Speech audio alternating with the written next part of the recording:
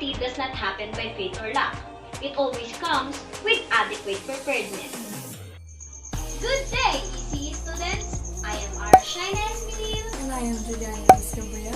and we are your facilitators for this informative seminar.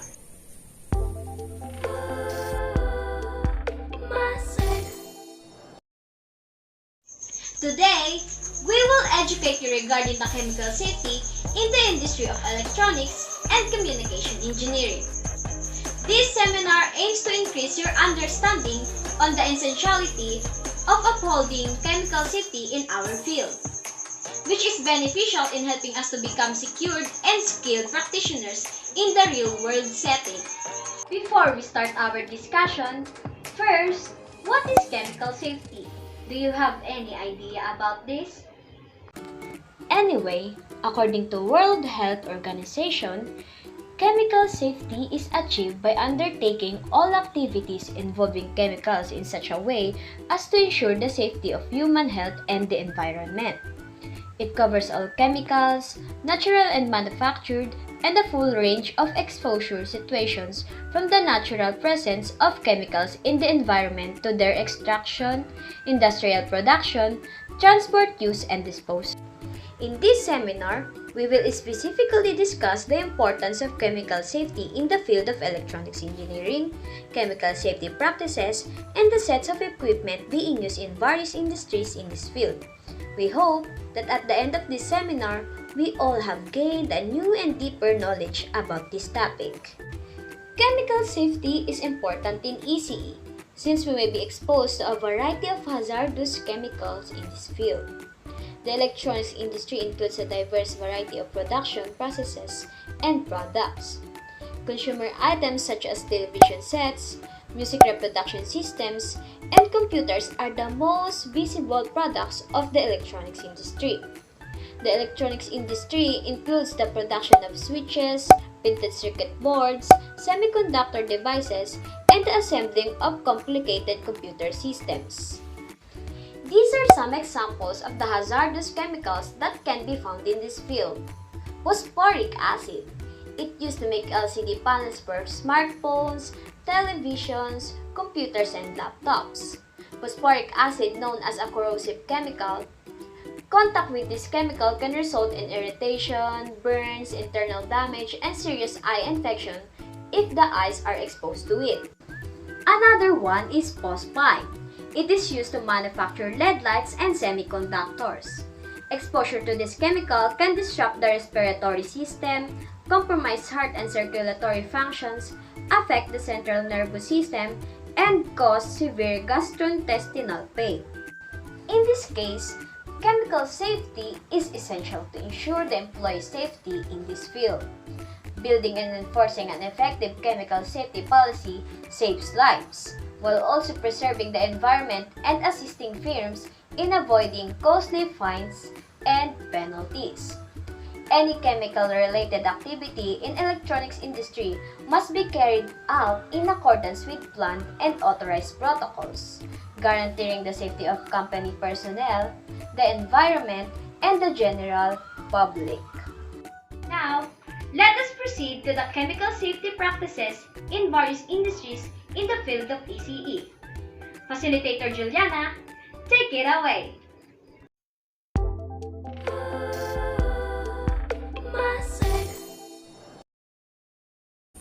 Thank you, Facilitator Ara. Have you guys learned anything so far? I hope you guys have.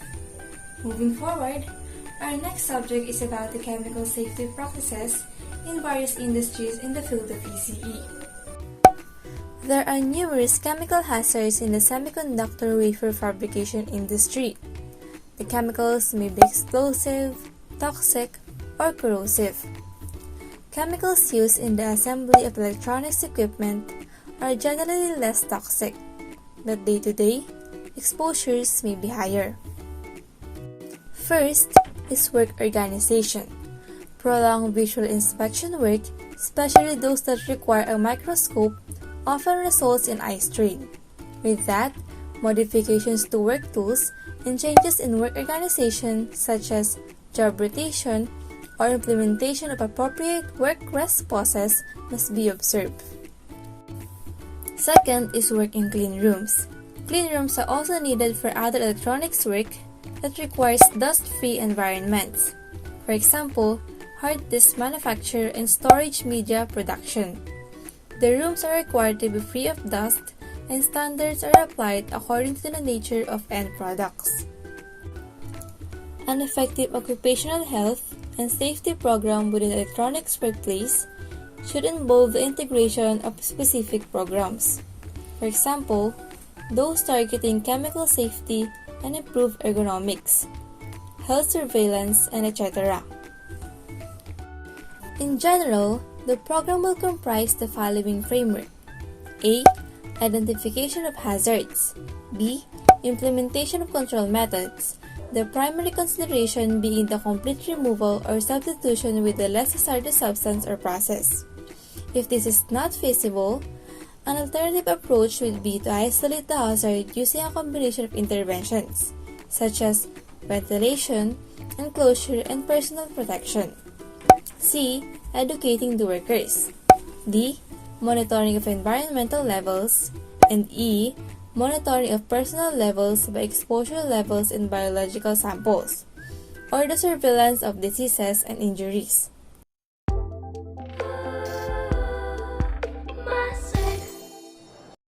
The last area that we are to discuss about chemical safety is regarding the set of equipment being used in various industries in the field of ECE.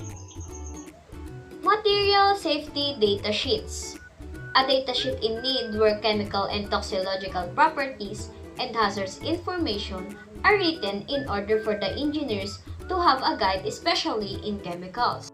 Laboratory fume hoods.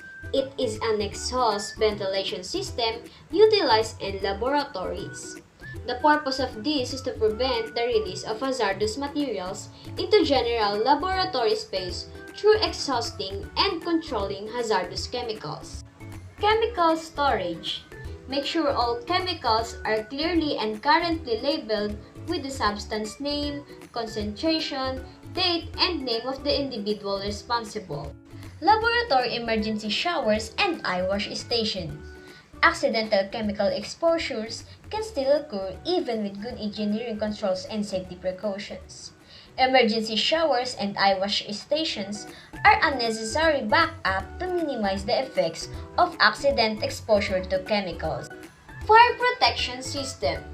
Laboratories must have active fire detection system in case presence of fire occur.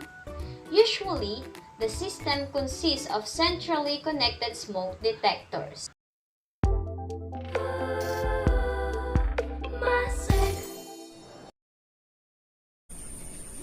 Aside from mentioned equipment, here are some as well. For personal protective equipment, we have clothing. Long sleeves should be worn to minimize burn hazards. For example, when using the soldering station. Short sleeves or long sleeves rolled above elbow should worn around moving parts to minimize entanglement hazards. Safety glasses. Safety glasses should be worn to avoid danger from any arc which may occur across the switch terminals. Face shield.